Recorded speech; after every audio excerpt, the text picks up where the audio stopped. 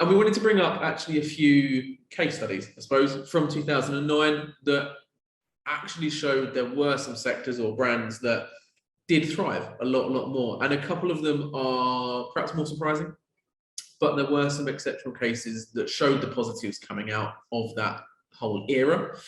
So firstly, on the West End, and this is one that I think when I was reading about it more, sounded a bit more shocking, that actually some of the theatre shows sort of produced in the West End in London went on to have record-breaking years during 2009. So that first month of 2009 was when we officially went into a financial recession, but you've got shows like Mamma Mia, The Lion King, Wicked. They were just three of the shows that actually produced a record-breaking year in terms of revenue for themselves. Similar on Broadway, sales exceeded previous records from 2006 and 2007. And just goes to show actually what people sometimes look for in this sort of period is a chance at escapism. And when you've got that quality product, and let's not forget, we've now had another 12, 13 years of just incredible shows across London and across the whole country, and that quality rise, that chance at escapism is going to be there even more. And whilst we're not saying it's obviously going to happen for every show, it's something I think to look at and monitor as a way for people, in a way, just to forget about the hardships. It's a positive. It's a real positive to see that actually there are businesses, and particularly in the culture sector, that got through and didn't just got through, have thrived and have done really well. Because I'm sure for a lot of culture businesses, whether it be the theatre, music, bars, clubs, there is a real fear that after 2 years of being closed, oh my God, how are we going to get through this next level now? People are going to stop coming to see us. But we don't think that's going to be the case. Yeah.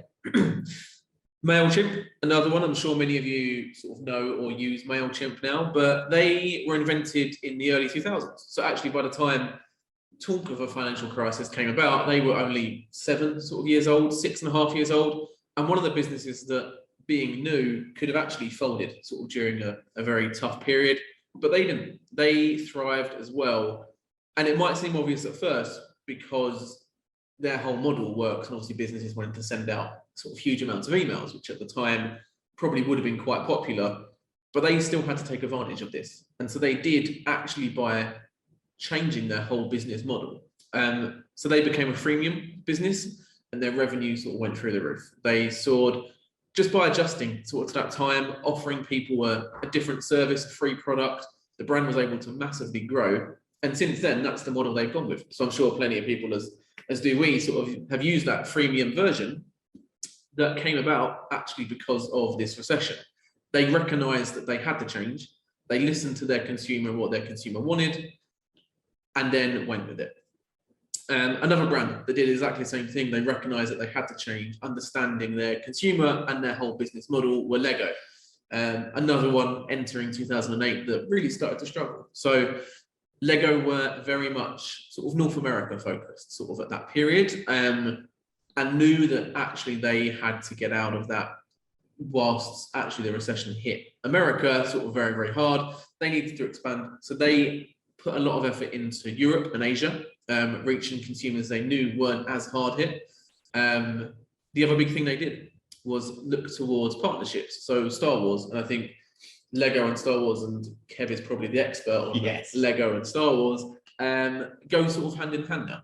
You think of that Millennium Falcon, and in my head, actually, the Lego Millennium Falcon probably pops up quite sort of early in my mind. But that was a partnership that came about again because of the recession.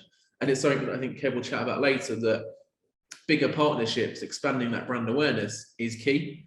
And they really focused on that reliability and that assurance of the product at a time when parents were looking for products that would last. Yeah, and I think that's the key again, is that value. Yep. When parents were looking for something for their children, it wasn't necessarily the latest craze that was on the TV, it was something that, as you say, was going to last. A real in-depth piece to work with, and actually kids would spend some time not just building it, but then playing with it and getting value and building on that value as well. Exactly. Very similar to MailChimp, as I said. They recognized that they had to change as a business fundamentally. They understood what their customer wanted, and they put both of those into action.